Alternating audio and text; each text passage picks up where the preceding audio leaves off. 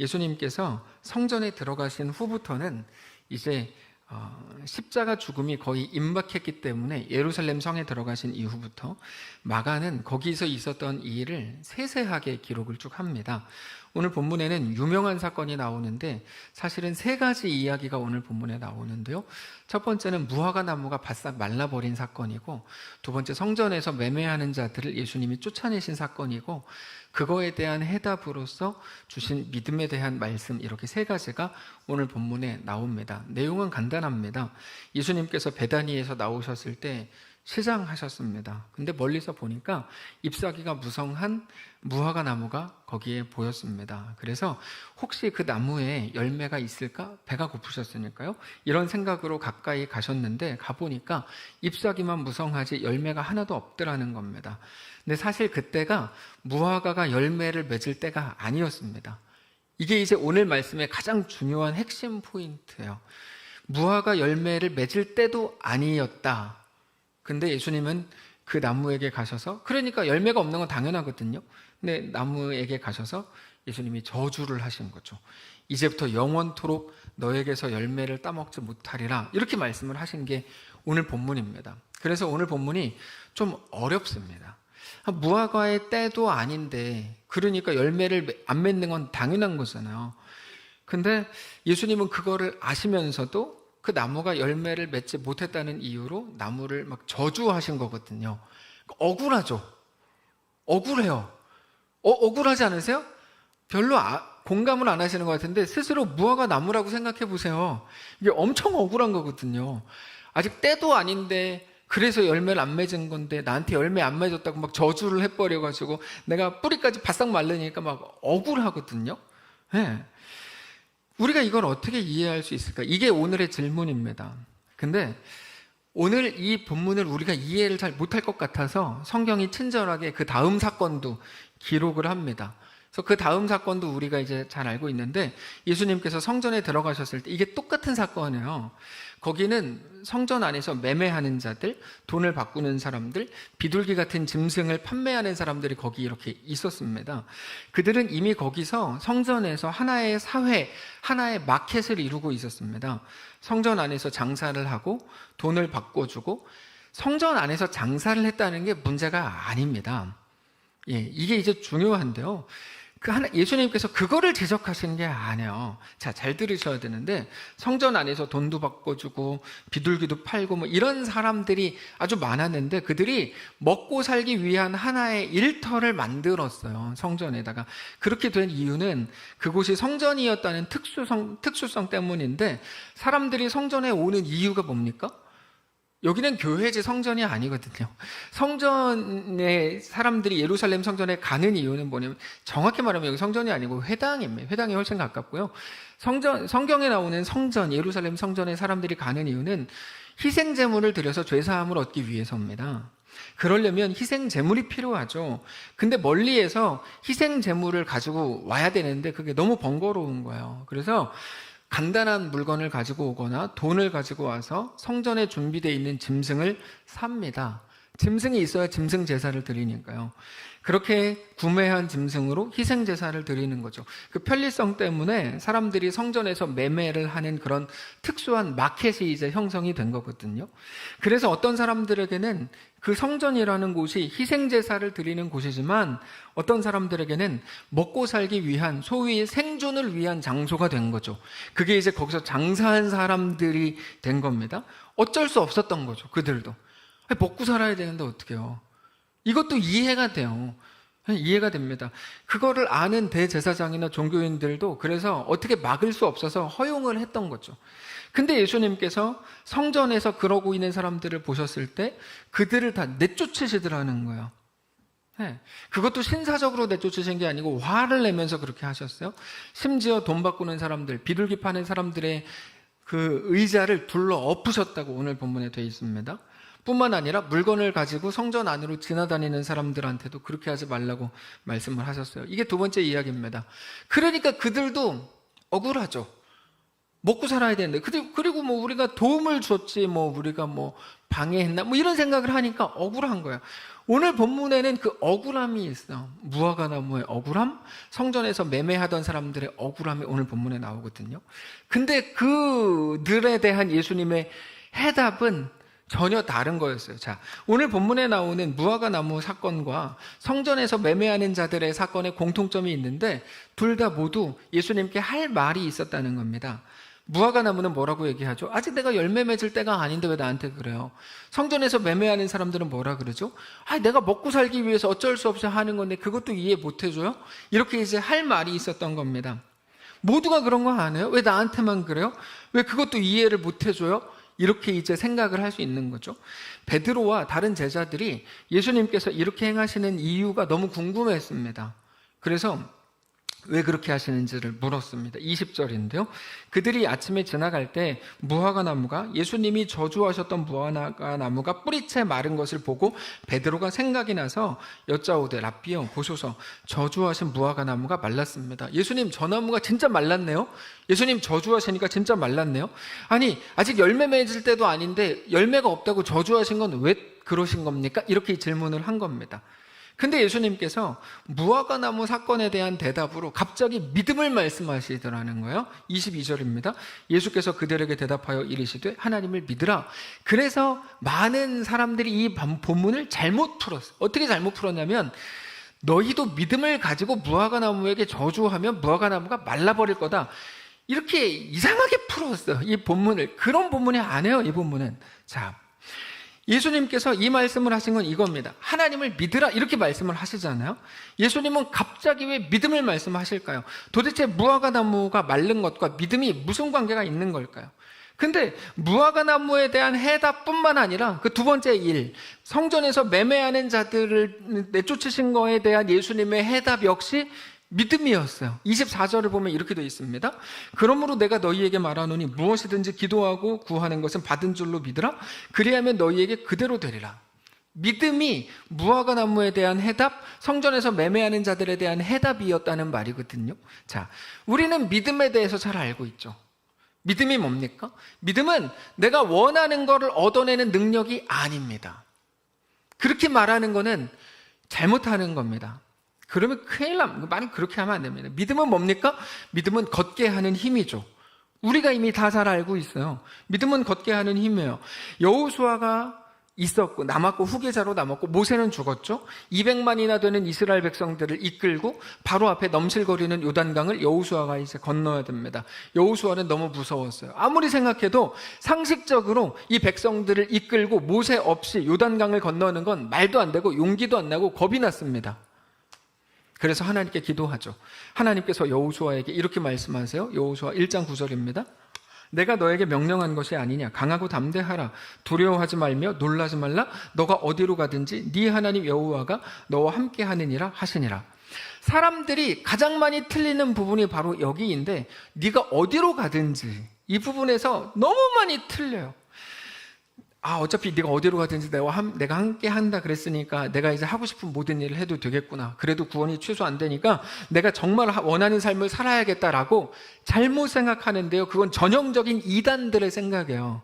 여러분 잘 들으십시오. 구원파는 항상 그렇게 해석합니다. 이 본문을. 근데 이 본문은 그런 말이 아니에요. 네가 어디로 가든지, 이거는 네가 원하는 곳이라면 어디로 가든지 상관없다, 이게 아니고 정반대입니다. 정반대. 이거 이단들한테 우리가 그동안 우리가가 아니죠. 여러분이 속아서 잘못 생각을 하셨는데요. 이건 그런 본문이 아니에요. 너는 지금 내가 하라고 한 일, 내가 가라고 명령한 그 자리, 내가 시킨 일, 내가 도전한 일에 대해서 너 두려워하고 있구나. 너 두려워하고 있구나. 그래서 겁나지. 너 머뭇거리지. 근데 걱정하지 마. 너는 내가 하라고 한 일을 해도 된다. 너는 내가 가라고 한 그 자리로 가도 된다. 왜? 내가 너와 거기에서도 함께 할 거니까. 이런 말이에요. 우리가 원하는 대로 마음껏 하라는 얘기가 아니에요. 그래서 선교 가실래요? 뭐 안 갈 거예요. 뭐 맘대로 하라는 얘기가 아니에요. 선교 가실래요? 가도 된다는 거예요. 걱정되고 쫄아서 아무것도 못 하겠지만 해도 된다, 해도 된다. 너 주일 청소하라 그랬더니 못하겠다 그랬지. 너 하나님께 뭐 11조하고 물질 드리겠다 못하겠다 그래. 겁나지. 너 그거 안 해도 내가 너와 함께 한다. 웃기지 말라 그래. 그런 말이 아니라고요. 반대입니다. 너 그거 해도 된다. 이거. 너를 드려도 된다. 너 머리 쓰면서 너 살궁리 하지 말고 하나님께 네 인생을 드려도 된다. 왜? 내가 그 자리에서 너와 함께 할 거니까. 내가 너에게 명령한 거 아니냐? 내가 너에게 도전한 거 아니냐? 그러니까 강하고 담대하라. 결론은 뭡니까? 그러니까 요단강을 3일 안에 건너라 이거거든요. 근데 이거를 구원 파칙으로 해석하면 어떻게 됩니까? 어차피 나와 함께 하신다 그랬으니까 광야로 돌아가야지. 애굽으로 돌아가야지. 거기서도 함께 하시겠지. 그러니까 웃기고 있는 거죠. 이해가 되십니까? 무슨 말인지? 그렇게 말하는 게 다 나쁜 놈들이에요. 성경을 그렇게 왜곡시켜요? 인간 중심으로. 다 자기들 마음대로 말씀을 해석해가지고 자기가 하고 싶은 모든 거 해도 된다고 말하면 나쁜 놈들입니다. 그렇지 않습니다. 우리는 하나님이 도전하시고 명령하신 자리로 가도 됩니다. 겁나시죠? 그러셔도 돼요. 아니, 가야 됩니다. 그게 우리에게 대한 하나님의 요구요, 하나님의 뜻입니다. 우리는 오직 그 길 위에서 하나님을 만나게 될 거고 하나님의 은혜를 힘입게 될 겁니다. 어제 어떤 분과 대화하는데 치앙마이를 이번에 못 갈 이유에 대해서 쭉 설명하셔서 제가 말씀드렸어요. 오케이. 그래서 당신은 가야 됩니다. 그래서 꼭 가야만 돼요. 당신은 그래서 가야 됩니다. 당신이 그 이유를 얘기를 안 했다면 몰라도 한 이상 그 길을 위해서 하나님이 당신을 만나주실 겁니다. 근데 여러분, 우리가 그러려면요, 믿음이 필요해요. 전 치앙마이 얘기하는 게 아니에요. 진심으로 치앙마이 얘기, 아무 관련이 없는 얘기 하는 건데요. 우리가 하나님이 우리에게 명령하신 거 하려면 믿음이 필요해요. 믿음만이 우리를 하나님이 말씀하신 그 자리까지 가게 합니다. 믿음은 항상 그렇게 쓰이는 겁니다. 잘 생각해 보세요. 우리의 신앙의 걸음을 가장 방해하는 게 뭐죠? 우리 현실입니다. 우리 모두가 마찬가지입니다. 여호수아의 현실은 뭐였죠? 모세는 죽었고 내 리더십으로는 200만 명 못 끌고 갈 것 같고 요단강은 넘실거리는데 아무리 생각해도 못 건널 것 같아요. 그래서 두렵습니다. 그게 우리에게 요구하신 하나님의 명령조차 현실과 상황에 방해받고 있다는 말이거든요. 그래서 우리에게는 믿음이 필요합니다. 믿음은 오늘을 걷게 하는 힘이거든요. 오직 믿음만이 우리로 하여금 우리의 모든 현실 속에서도 하나님의 사람들로 살게 할 겁니다. 2부 예배 오늘 놀라운데 막 3분 이상의 아멘을 하는 거를 들으면서 제가 당황이 되는데요. 1부 예배 때는 이렇지 않았거든요. 다 이렇게 저 노려봤어요. 성도들이. 또 저 소리를 하는구나. 막 노려봐가지고 제가 설교 중단할까? 이렇게 계속 생각했거든요. 그래서 아까 굳이 이 설교 시작할 때 우리는 가나 이 얘기를 한 게 1부 예배 때 그 트라우마가 제게 남았기 때문에요. 이 설교하다가 오늘 돌에 맞아 죽을 수도 있겠다. 근데 2부 예배 때 분위기가 좋으니 조금 더 할게요. 자, 현실이 우리의 신앙을 가장 크게 방해하기 때문에 현실은 우리 신앙에 있어서 가장 중요한 문제가 됩니다. 결국 신앙은 현실에 대한 싸움이거든요. 신앙은 현실을 초월하는 문제가 아니고 현실 속을 살아가는 싸움입니다. 이거를 잘 이해하셔야 돼요. 실제로 모든 성도의 현실은 절대로 넉넉하지 않습니다. 절대로 모든 성도가 다 똑같습니다. 물론 현실의 양상은 다르죠. 외부의 나쁜 놈을 만난 거일 수도 있고 돈일 수도 있고 자식일 수도 있고 건강일 수도 있고 내면의 심각한 고민일 수도 있겠지만 모두에게 현실이 반드시 있습니다. 성도의 신앙은 그런데 언제나 현실 속에서 승부가 나기 때문에 현실이 없어진, 현실에 어려움이 없는 성도의 삶이라는 것은 존재할 수가 없습니다. 죽음밖에 없습니다, 그거는. 근데 그 현실은 사실 성도들뿐 아니라 대부분의 비신자들의 삶에도 다 있거든요. 근데 신자가 예수 믿지 않는 사람들과 같은 방식으로 그대로 생각하고 그대로 살아간다면 우리는 절대로 열매를 맺을 수 있는 구조가 아닙니다. 그게 무화과 나무예요. 자, 조금 더 들어가 볼까요? 무화과 나무가 뭐라고 항변한다고요? 남들도 열매 안 맺는데 왜 나한테만 그래요?거든요. 남들의 형식과 남들의 논리와 남들의 구조로는 열매를 맺을 수 없는 게 우리의 삶이라는 거예요. 똑같아요. 성전에서 매매하던 자들도 똑같아요. 왜 우리한테만 그래요? 먹고 살려고 그러는 거 아니에요? 오케이, 다 이해가 되는데요. 핑계가 늘 있거든요. 근데 그 논리로는 열매 맺을 수 있는 구조가 아닌 거예요. 그래서 믿음을 말씀하시는 거예요. 거기서 나와서 믿음으로 행하라는 거거든요. 이게 오늘 본문입니다. 현실은 언제나 우리에게 핑계가 될 뿐입니다. 다른 사람들 다 똑같이 연약하고 똑같이 믿음 없는 삶을 살잖아요. 누구나 다 그런 거 아니에요? 왜 나한테만 그래요? 무화과 나무도 열매 맺지, 누구도 열매 맺지 못하고 있잖아요. 다른 것들도, 다른 사람들도 여기서 다 이렇게 먹고 살고 있잖아요. 이게 늘 핑계가 되는 거죠.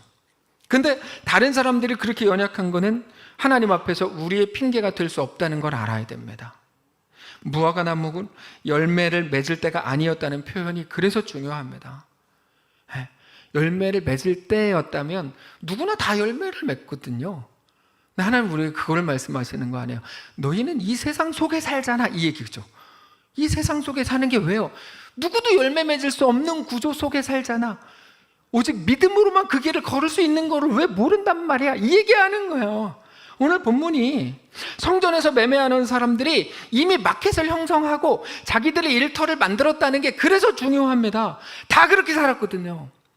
다 그렇게 살 거면 그걸 보고 전문 용어로 마태복음 7장에서 넓은 길이라고 부르거든요. 그 길에는 구원이 없다니까요. 좁은 문과 좁은 길로만 가라고 말씀을 하시잖아요.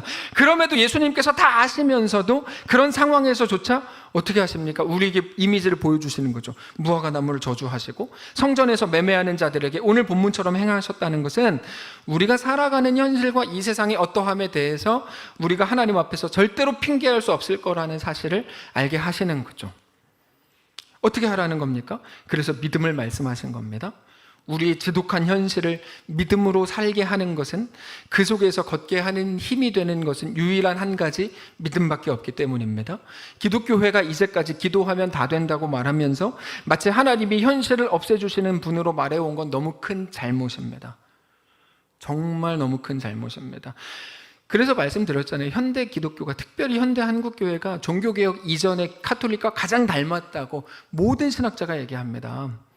심각한 건데 우리가 그 안에 있기 때문에 뭐가 문제야 이렇게 생각하시거든요. 굉장히 심각한 문제 속으로 우리가 살아가고 있는 거예요. 기독교 신앙은요, 현실을 어떻게 살아갈 것인가의 문제입니다. 기도로 현실을 어떻게 없애버릴까의 문제가 아니라고요. 예수님을 생각해 보십시오. 근데 그 말에 속아서 그 종교개혁 이전에 카톨릭은 어떻게 했죠? 뭐 돈 주고 돈 받고 면죄부 사고 팔고 별짓 다 했어요. 여기서 조금 더 가면 그렇게 가는 거죠. 이미 많은 교회들, 한국 교회를 그렇게 하고 있습니다. 정말로 그렇게 하는 거 많이 봤습니다. 네, 별짓 다 한다니까요. 돈 주고 기도를 해드리고 그러면서 뭐 당신의 문제가 뭐 어떻게 되는 거죠? 이러고 있어요. 큰일 났습니다, 여러분. 기독교 신앙은 현실을 제거하는 문제가 아닙니다. 예수님을 생각해 보세요. 예수님은 십자가를 지시기 직전에 겟세마네 동산에서 기도하시죠. 그때 예수님의 기도의 주제는, 내용은 뭐였습니까? 내가 이 잔을 피하고 싶습니다. 그런데 내가 원대로 하지 마시고 아버지의 원대로 되기를 원합니다였죠. 그 기도를 3번이나 합니다. 예수님께서 한 번 했다고 생각하거든요. 근데 내일 아침 경건회 때 들어보세요. 3번을 하세요. 예수님은 사실 십자가 죽음을 당하지 않아도 되는 분이었죠. 일단은 십자가 죽음을 당하지 않아도 될 능력이 있으셨죠. 12영이나 더 되는 천군 천사를 데리고 와서 로마를 무찌르실 수 있는 분이었고, 두 번째 명분에 대해서도 그래요.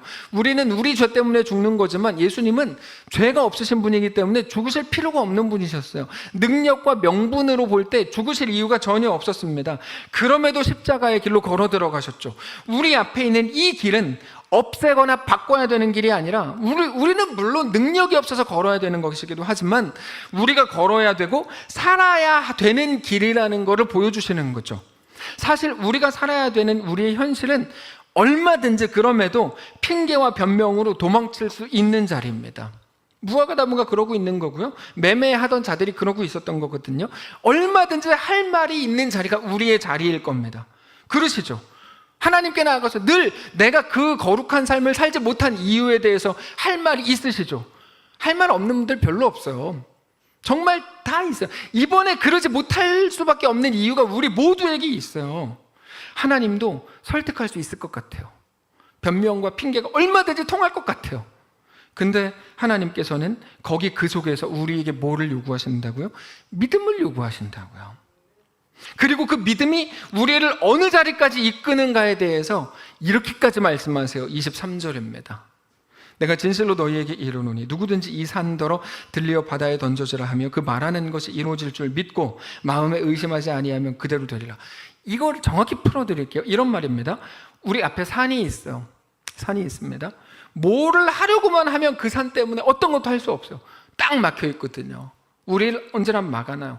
그 앞에만 서면 벌벌 떠는 어린아이가 되는 거죠.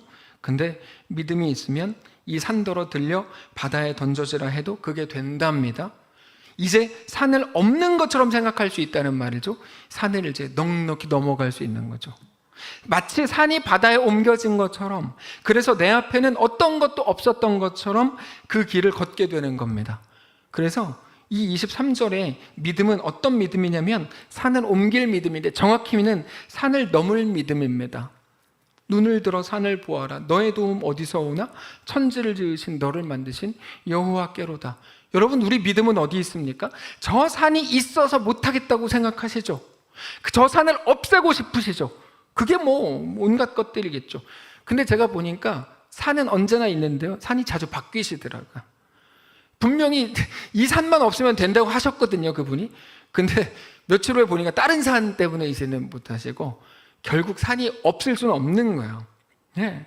산이 없어지면 뭐라도 하실 수 있을 것 같으시죠? 당장 성전에서 매매하는 자들이 성전이 어떤 곳인지 몰랐을까요? 그래서 거기서 그러고 있었을까요? 그들은 다 알지만 그럼에도 먹고 살기 위해서 그렇게 한 겁니다. 근데 예수님께서는 너의 도움은 거기서 오는 게 아니라 하나님에게서 온다 라고 말씀하시고, 그래서 24절을 말씀하세요. 그러므로 내가 너희에게 말하노니 무엇이든지 기도하고 구하는 것은 받은 줄로 믿으라. 그리하면 너희에게 그대로 되리라.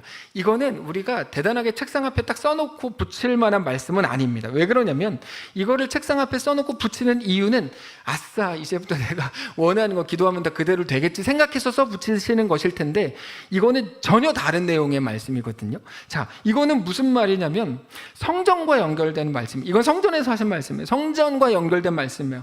성전에서는 사람들이 성전에 오는 이유는 희생제물을 드리기 위해서고, 희생제물을 드리는 유일한 이유는 죄사함을 얻기 위해서입니다.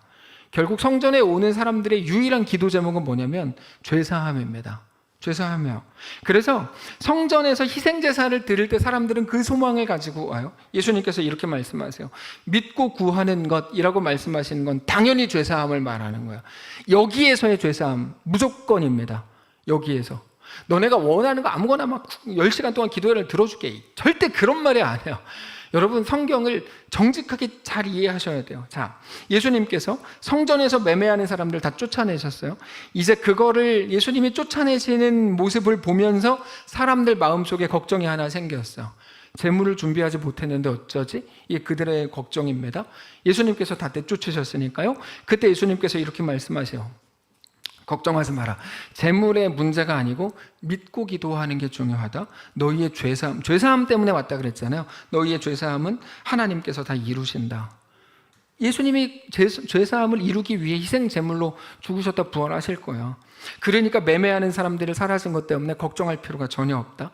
여러분, 실제로 오늘 죄사함을 위해서 짐승 들고 오신 사람이 있습니까? 아무도 없죠. 저는 짐승 같은 사람인데, 그럴 수는 있지만 짐승을 들고 온 사람은 아무도 없어요. 한 사람도 없어요. 왜? 우리는 다 알아요. 우리는 믿어요. 예수님의 죽으심으로 우리가 구원을 얻었죠. 나를 위한 십자가, 나를 위한 죽으심, 나를 위한 부활인 것을 믿고 기도할 때 하나님께서 이미 죄사함과 구원을 주신 것을 우리가 다 알고 믿습니다. 오늘 본문의 예수님의 말씀이 진짜라는 걸 알고 믿기 때문에 그 믿음으로 짐승 없이 오늘 우리는 이 자리에 나왔죠. 오늘 본문이 무엇을 말씀하시는지 우리가 잘 알아야 됩니다. 잘 생각하십시오. 기독교 신앙은 힘든 현실을 없애는 기적의 주문이 아닙니다. 기독교 신앙은 철저하게 현실 속을 걷는 문제고, 그래서 현실 속에서 행하는 겁니다. 그래서 너무 힘들어서 눈물을 흘리시죠. 기회인 거죠. 기독교 신앙을 행할 기회가 되는 거죠. 그리고 생각이 없으면 기독교 신앙 하기가 상당히 어렵습니다. 긍정의 힘이 악한 이유입니다. 긍정의 힘은 반기독교적이라고 말할 수도 있습니다. 그렇게는 기독교 신앙을 행할 수가 없거든요. 다 좋아요. 너무 좋아요. 여기 무슨 기독교 신앙이 있어요. 천국 가야지. 그런 건 없습니다.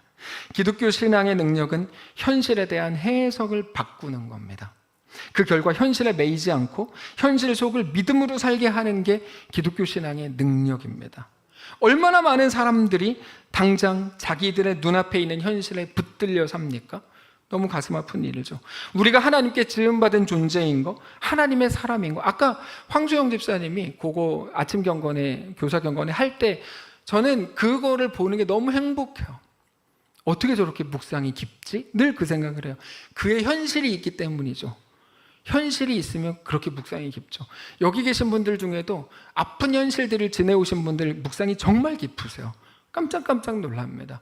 예. 근데 그분이 아까 그렇게 고백하더라고요. 하나님이 누구신지. 뭐 그런 식으로 고백을 하셨거든요.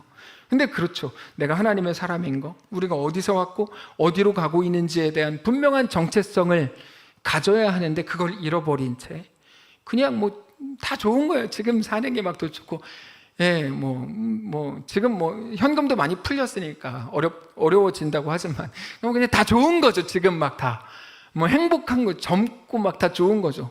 그걸 보고 정신이 나갔다고 하는 건데요. 정신이 나가 있는 거죠. 그저 눈에 보이는 게 전부인 줄 알고 그것들에 그렇게 매여 산다면 우리는 17절의 표현처럼 우리의 삶을 강도의 소굴로 만들고 있는 중입니다. 어떻게 이렇게 설교하지 않을 수 있죠? 오늘 본문을 가지고. 어떻게 여러분 더 많이 헌금하고 더 많이 기도하십시오. 하나님이 여러분의 기도 제목을 다 들어줄 겁니다. 축복합니다. 이 본문을 가지고 어떻게 그렇게 설교할 수 있죠? 전 도저히 양심껏 그렇게 설교를 못하겠어요. 오늘 본문이 무엇을 말하는지 정확히 아니까요. 그게 성경이 말하는 방탕입니다.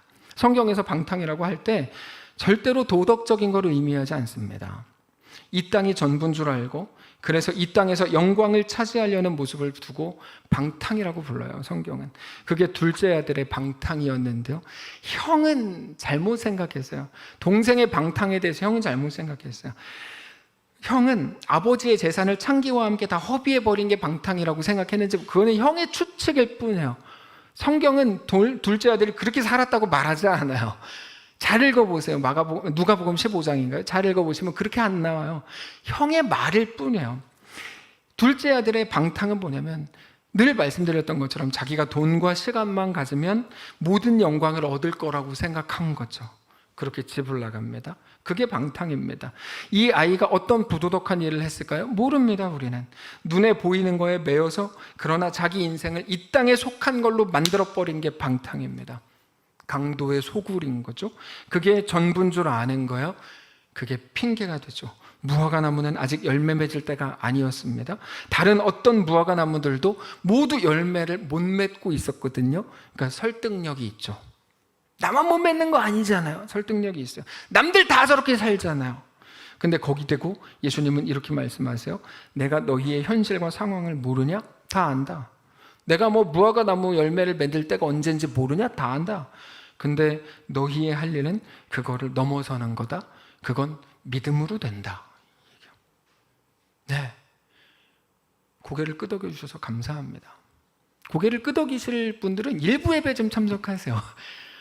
일부 예배를 또 그럼 일부 예배 나오는 분들한테 오늘 어떻게 했길래 그렇게 했어라고 민권사님 물어보지 마시고, 예, 하여튼 그렇습니다. 예, 그거는 믿음으로 된다. 그래서 성전에서 매매하는 사람들도 똑같아요. 이해 당연히 되죠. 먹고 사는 데는데 다 이해되죠. 근데 예수님의 결론은 강도의 소굴이거든요. 무시무시한 거예요. 네. 예수님께서 말씀하시는 게 하나님의 말씀을 기억해서 그럼에도 이해가 되지만 그 일을 중단할 수 있다거든요. 그리고 그걸 어떻게 해요? 라고 묻는 자들에게 그건 믿음으로 된다. 너는 믿음으로 그 길을 걸을 수 있다. 이겁니다. 자, 그 믿음으로 여호수아와 이스라엘 백성들은 요단강을 건넙니다. 네, 그 믿음으로 결국 그들은 젖과 꿀이 흐르는 가나안 땅에 들어갑니다. 하나님은 그거를 주시려는 거죠. 그들은 이 땅에서 고난을 당하는 것 같았죠. 애굽으로 돌아가는 게 고난을 안 당하는 거고 넘질거리는 요단강을 겁나지만 건너는 게 고난 당하는 거잖아요. 그걸 고난 당하는 것 같았지만 더 정확하게는 그들이 고난을 당한 게 아니고 고난을 피하지 않은 겁니다. 여러분, 이건 신앙에서 굉장히 중요합니다. 신앙에서 고난을 당하는 문제가 아니고 고난을 피하지 않는 문제인 거거든요. 그 결과 그들은 하나님의 놀라운 은혜 아래에 거하게 되었습니다. 그들은 하나님의 은혜를 맛보게 됐고 그들은 하나님의 영광 속으로 들어가게 됐습니다. 오늘 왜 이 설교를 할까요? 이제 우리 차례이기 때문입니다. 하나님께서 우리에게 그 말씀을 하시는 겁니다. 오케이, 너 할 말이 있는 자리에 있는 거 내가 다 안다. 근데 거기 머물러 있는 거 아니다. 성도는 그렇게 하는 거 아니다. 거길 머물러 있지 말고 나랑 같이 가자. 너 걱정하지 마라. 너 혼자 가는 거 아니다. 내가 너와 함께 할 거다. 너 아픈 거 다 알고 너 돈 없는 거 너 다 안다. 근데 내가 너를 붙들어 줄 거다. 두려워하지 말고 담대하라. 이거죠. 내가 너와 항상 함께한다. 네가 어디로 가든지, 네가 요단강으로 가고, 네가 뭐 가나안으로 가고, 내가 너와 함께한다. 이게 복음이죠. 세상에서 너희가 환난을 당하나 두려워하지 말고 담대하라. 내가 세상을 이기었노라. 그게 복음입니다. 그러니까 그 기독교 영광을 모르는 사람들은 이렇게 말해요. 기독교가 자기를 배려하지 않는다고 말해요. 젊은이들 가운데 많이 있는 생각이죠. 얼마 전에 청년부 리더 모임 때도 나왔던 말인데요. 기독교가 자기를 배려하지 않는다고 말해요. 자기 상황을 뻔히 알면서 너무 큰 거 요구하는 거 아니야? 이렇게 말해요. 근데 하나님은 우리에게 영광과 명예와 영원한 생명을 주시려는 거지 우리를 고생시키려는 게 아닙니다. 그래서 같이 가자는 거죠. 시험하시는 거 아닙니다. 네가 갈 수 있나 없나 한번 시험해볼게. 아우, 그 유치하게 말씀을 그렇게 풀면 안 돼요. 하나님은 우리에게 그러시는 게 아니고요. 우리에게 같이 가자는 거예요. 영광 주시려고. 복음에 대해서, 하나님의 완전하심에 대해서 성도 여러분 뭐를 기대하십니까? 예수님이 오늘 우리에게 임하신다면 무슨 말씀을 하실까요? 우리 각자의 형편 속에 예수님이 오시면 무슨 말씀 하실까요? 저는 알고 있어요. 모든 사람이 걷는 그 길에서 믿음으로 걸어 나오라고 하실 거예요. 정말 그러실 거예요. 네, 힘들어요. 안다. 네, 나가자. 이렇게 말씀을 하실 거야. 이제는 걱정 말고 믿음으로 나와 함께 걷자. 성경은 언제나 그렇게 말씀하시거든요. 모든 신앙 선배들에게 다 공통된 말이에요. 모두가 그렇게 하는 거, 세상 사람들이 모두 가는 길로 걷는 거는 절대로 당연한 게 아닙니다. 그건 신자가 아니거든요. 그래서 우리는 신자라는 말을 쓰잖아요. 믿는 사람이라는 말이에요. 예전에 출애굽에 대해서 설명을 드렸는데요. 엑소더스죠. 엑소더스. 에크와 호도스를 합친 말이라고 그랬어요. 에크는 뭐뭐 밖으로라는 말이고 호도스는 모든 사람들이 다니는 길이라는 말입니다. 그래서 출애굽은 엑소더스는 모든 사람들이 다니는 길에서 나오는 거라는 의미입니다. 그게 성도죠. 그래서 성도에게는 사실 변명과 핑계가 좀 줄어들 수밖에 없어요. 설득이 별로 없어요. 내가 타협하는 게 당연한 거라고 여기지 마십시오. 이제는 거기서 나오십시오. 우리는 이 땅에 영원히 살지 않습니다. 영원히 산다고 믿으신다면 지금처럼 하십시오. 근데 예수를 믿으신다면 그럴 수 없을 겁니다. 우리는 이 땅에서 나그네 순례자인 것을 알아야 됩니다. 온전히 출애굽을 하십시오. 온전히 엑소더스 하십시오. 우리가 도전하는 그 일이 우리를 망하게 할 것 같고 힘들게 할 것 같고 귀찮게 할 것 같고 얼마 전에 해봤는데 상처를 받았고 트라우마가 있고 죽을 것 같아서 두려우시죠. 이제는 그 속에서도 말씀을 의지함으로 자기 자신에게 선포하십시오. 특별히 우리 앞에 있는 산에 대해서 우리를 오늘 막아서는 모든 것들에 대해서 그래서 그 앞에만 서면 작아지고 두려워지고 벌벌 떠는 어린아이가 됐던 늘 야곱처럼 그래서 그 앞에만 서면 자꾸 잔머리만 쓰게 되고 싶었던 우리 모두 앞에 있는 산에 대해서 산아 너 거기 있지 말고 바다로 던져져라. 난 너 두렵지 않다. 내 도움은 하나님에게서 온다라고 선포하십시오. 말씀을 정리하겠습니다. 오늘 본문은 우리에게 너희 믿음이 어디 있느냐고 묻고 있는 중입니다. 누구도 그 길로 걷지 않아요. 누구도 열매를 맺지 않잖아요.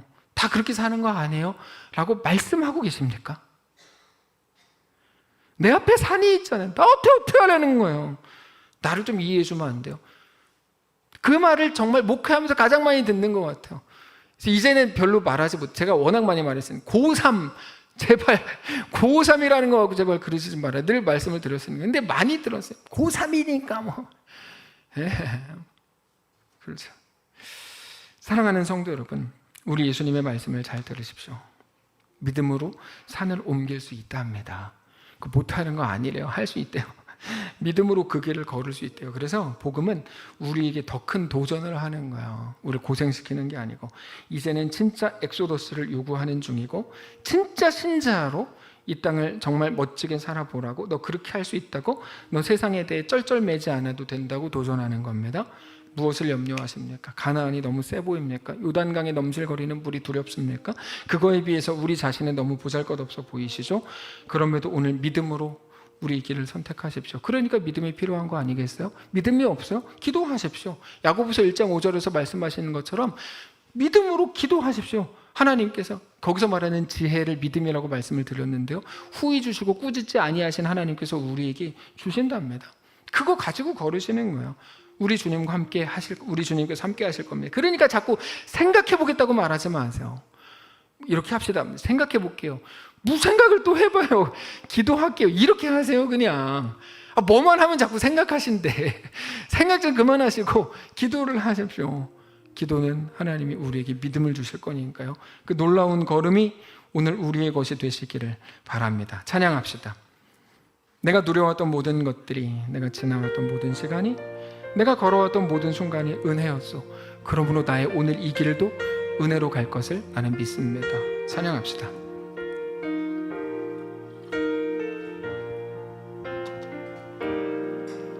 내가 누려왔던 모든 것들이, 저게 우리의 시작이죠. 내가 지나왔던 모든 순간이,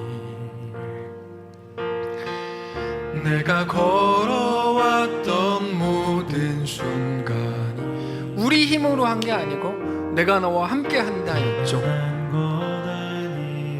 은혜였어.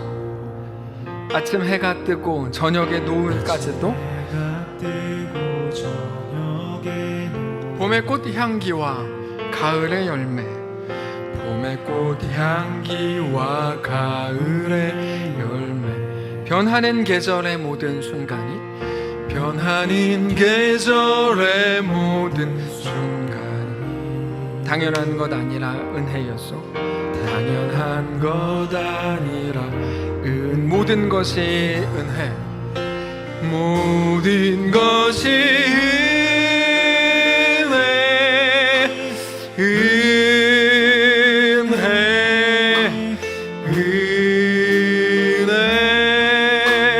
한없는 은혜. 내 삶에 당연한 것 하나도 없었던 것을 모든 것이 은혜. 우리 2절로 합시다. 내가 이 땅에 태어나서 사는 것, 내가 이 땅에 태어나 사는 것, 어린아이 시절과 지금까지 다 우리 실력이 아니라 하나님의 은혜였죠. 숨을 쉬며 살고 꿈을 꾸는 삶, 이런 형편 속에도 가능하다면 그건 은혜였습니까? 아니라 은혜. 내가 하나님의 자녀로 살며, 내가 하나님의 자녀로 살며 오늘 찬양하고 예배하는 삶,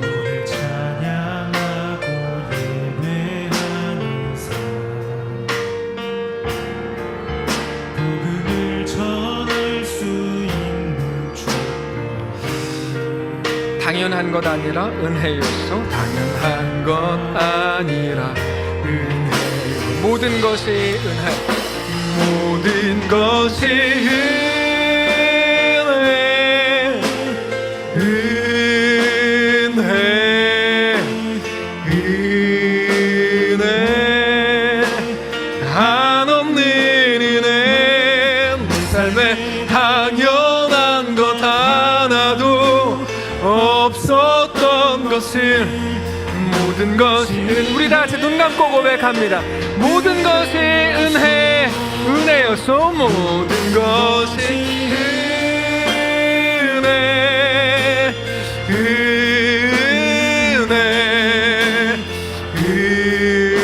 은혜, 한없는 은혜, 한없는 은혜. 내 삶에 당연한 것 하나도 없었던 것은 모든 것이 은혜, 은혜여서 은혜. 다시 한번 고백합니다. 모든 것이, 모든 것이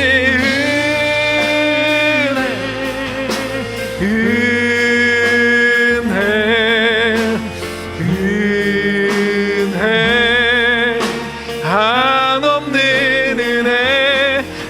삶에 당연한 것 하나도 없었던 것을 모든 것이 은혜였소.